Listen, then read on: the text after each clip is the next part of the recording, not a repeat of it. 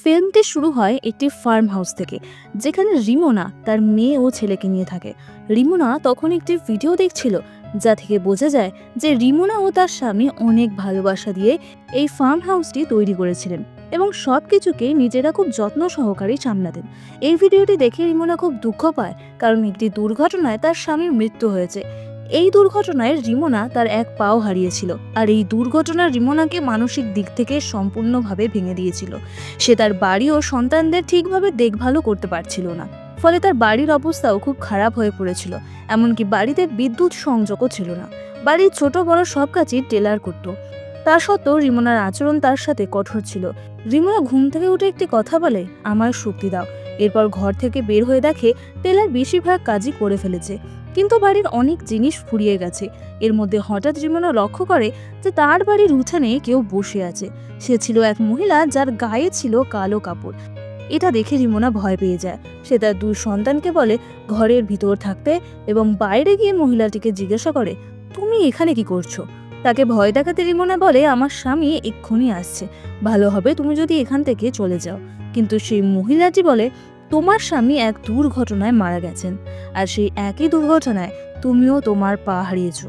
রিমোনা এসব শুনে খুব অবাক হয়ে যায় আর ভয়ে কাঁপতে থাকে। মহিলা আবার বলে, রিমোনা, আজ সেই দিন এসে গেছে যে দিনের জন্য তুমি আমাকে ডাকতে, আর এখন আমি এসে গেছি।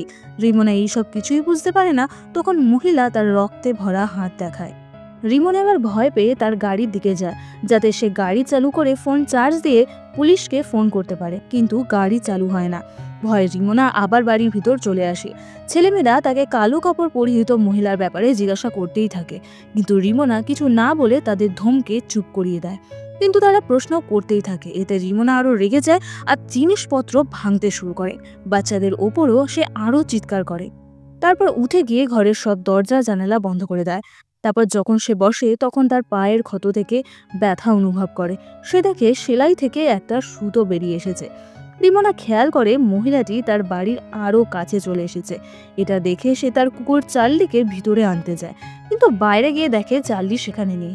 এতে রিমোনা আরো ভয় পেয়ে যায়, তবে সে এই বিষয়টি বাচ্চাদের বলে না। এবার এই ভয় রিমোনার রাগ আরো বাড়িয়ে তোলে। সে আবার টেলারকে ধমক দেয়, এমনকি তার মেয়েকেও চড় মারে, কারণ তার মেয়ে বারবার আর উল্টো লিখছিল। হঠাৎ রিমোনা বুঝতে পারে এটা কোনো বড় ভুল ছিল না, যাতে তাকে এত বড় শাস্তি দেওয়া যায়। তাই সে সঙ্গে সঙ্গে মেয়েকে জড়িয়ে ধরে। কিন্তু যখন সে আয়নায় তাকায়, তখন কিছু অদ্ভুত ঘটে। সে দেখে তার হাতে একটা ছুরি, যেটা সে তার মেয়ের শরীরে ঢুকিয়ে দিচ্ছে। হঠাৎ তার হুঁশ ফেরেও দেখে তার কোলে তার মেয়ে নয়, বরং একটা বালিশ ছিল, আর সে সেই বালিশই ছুরি মেরেছে। তার মনে পড়ে না যে এগুলো সে কোথা থেকে পেল বা কে তাকে দিল। টেলর তার মায়ের এই আচরণে আরও চিন্তিত হয়ে পড়ে।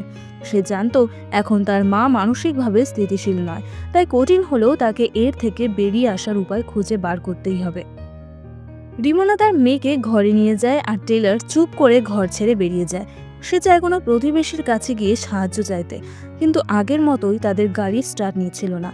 একটু পর রিমোনা তাকে খুঁজতে সেখানে চলে আসে এবং আরও রেগে যায়। সে টেলারকে আবার বাড়ির ভিতর নিয়ে আসে, কিন্তু এবার টেলারও রেগে গিয়েছিল, কারণ সে জেনে যায় তার কুকুর চার্লি বাইরে নেই, আর রিমোনা তার কাছেই কিছু লুকোচ্ছে। টেলার এবার তার মাকে বলে, তোমার দ্বারা এইসব কিছুই হবে না, আমি সব সামলে নেব। এটা বলে সে রেগে এক ঘরে যায়, যেখানে তার বাবার জিনিসপত্র ছিল। সে সেখান থেকে একটা বন্দুক তুলে নেয়। রিমোনা তাকে শাসন করে বলে, তুই এসব কি করছিস, বন্দুকটা রেখে দে। তাদের তর্কের মাঝে আমরা দেখি সেই কালো ড্রেস পরিহিত মহিলা বাইরে দাঁড়িয়ে আছে। এখন সে আরও কাছে এগিয়ে এসেছে। টেলার এবার বন্দুক নিয়ে বাইরে যায়। সে বন্দুক তাক করে মহিলাকে বলে, এখনই এখান থেকে চলে যাও। কিন্তু মহিলা ভয় পায় না। সে তার ওড়না তুলে ধরে বলে, তোমার মা এখনো পর্যন্ত তোমাদের যা বলেছে সব মিথ্যে। সে টেলারকে একটি ভয়ঙ্কর সত্যি জানায় আর বলে, এই কথাটা তুমি তোমার মায়ের কাছে দিয়ে জিজ্ঞাসা করো। টেলার এতে রেগে যায়। সে ঘরে এসে রিমোনাকে জিজ্ঞাসা করে, আমার বাবার মৃত্যু কিভাবে হয়েছিল? রিমোনা হঠাৎ তার এই প্রশ্নে ভয় পেয়ে যায়। মানে সত্যিই সে কিছু লুকাচ্ছিল, এবং রিমোনা তাকে একটি ঘটনা বলা শুরু করে। যেদিন রাতে সে এবং ডেভিড একটি বিলাসবহুল রেস্টুরেন্টে গিয়েছিল, সেখানে রিমোনা খুব বিরক্ত হয়েছিল, কারণ তার এই ফার্ম হাউসে থাকতে আর ভালো লাগছিল না, কারণ এখানে তাকে অনেক কাজ করতে হতো। যদিও ডেভিড তার ইচ্ছেতেই এখানে শিফট হয়েছিল। শহরের 9 to 4 এর চাকরি, আর তারপরে বাড়ির একঘেয়েমি জীবন। কিন্তু এখন তারা পুরোপুরি সবাই এখানে চলে এসেছে আর সবাই এখানে শিফট হয়ে খুব খুশিও ছিল। কিন্তু রিমোনা খুশি ছিল না। এখন সে অন্য কোথাও শিফট হতে চায়, কিন্তু ডেভিড এতে সায় দেয় না, কারণ এত তাড়াতাড়ি আবার স্থানান্তর করা সম্ভব নয় এবং সবাইকে আবার নতুন পরিবেশে নিজেদের মানিয়ে নেওয়া সম্ভব নয়।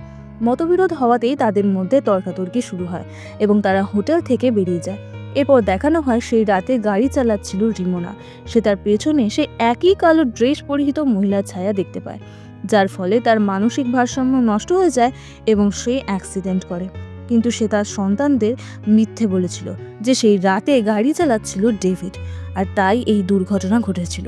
এই সত্য জানার পর টেলর খুব কষ্ট পায় আর সে ভেঙে পড়ে। তার মধ্যে এখন নেগেটিভিটি ছড়িয়ে পড়ে আর এখন সেই কালো পোশাকের মহিলার প্রভাব বাড়তে থাকে তাদের বাড়িতে। দেখানো হয় সেই মহিলার ছায়া বড় হতে থাকে।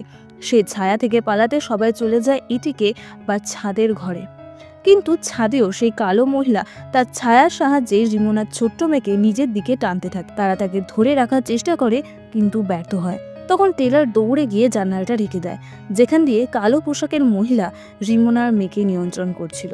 জানালাটা ঢাকার পর তার বোন ঠিক হয়ে যায়, কিন্তু এরপরও সেই মহিলা থেমে থাকে না।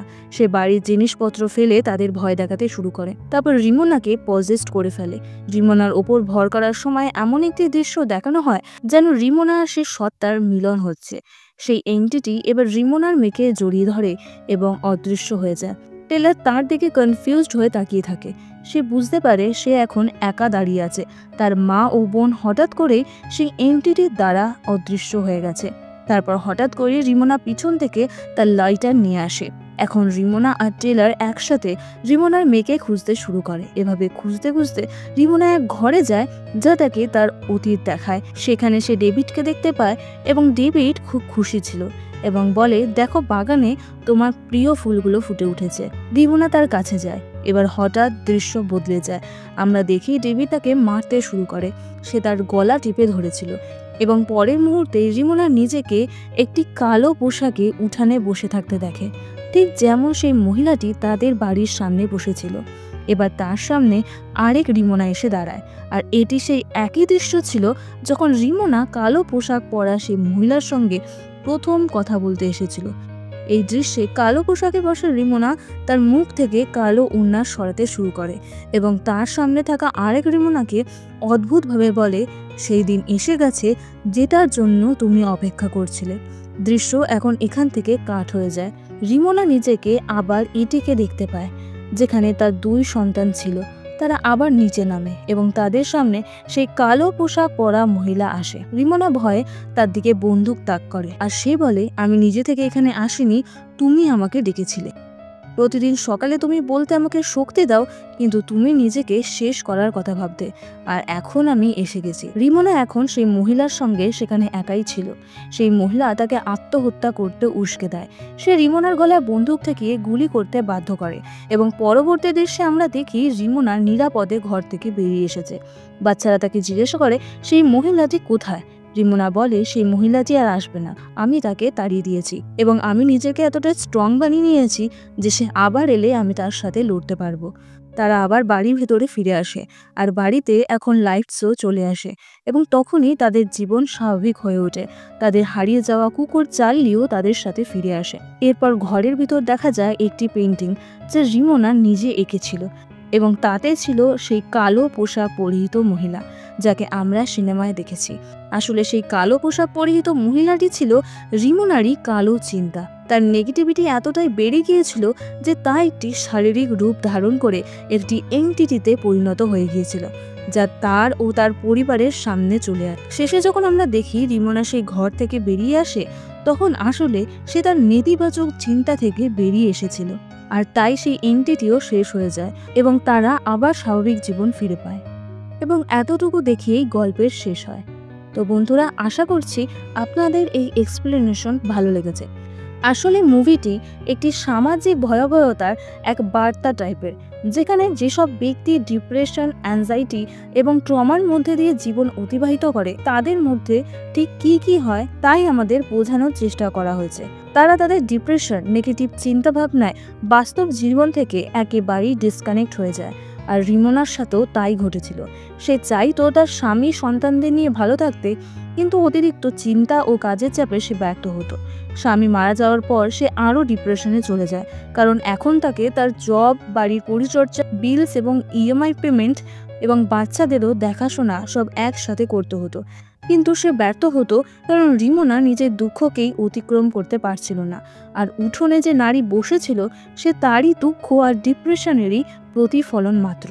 আর আমরা মুভির শেষে দেখি রিমোনা ফাইনালি তার ডিপ্রেশন, অ্যাংজাইটি, ট্রমা এবং নেগেটিভিটির থেকে বেরিয়ে এসে পজিটিভিটিকে আপন করে নেয়। তাই সে আত্মহত্যা না করে তার সন্তানদের কাছে ফিরে আসে। তো বন্ধুরা, আশা করছি আপনাদের বুঝতে কোনো অসুবিধা হয়নি। তাও যদি কোনো ডাউটস থেকে থাকে তাহলে কমেন্টে লিখে জানাবেন। আর ভিডিওটি ভালো লাগলে একটি লাইক করবেন, আর চ্যানেলে নতুন হলে চ্যানেলটিকে সাবস্ক্রাইব করে দেবেন। তাহলে চলুন বন্ধুরা, দেখা হচ্ছে পরবর্তী ভিডিওতে।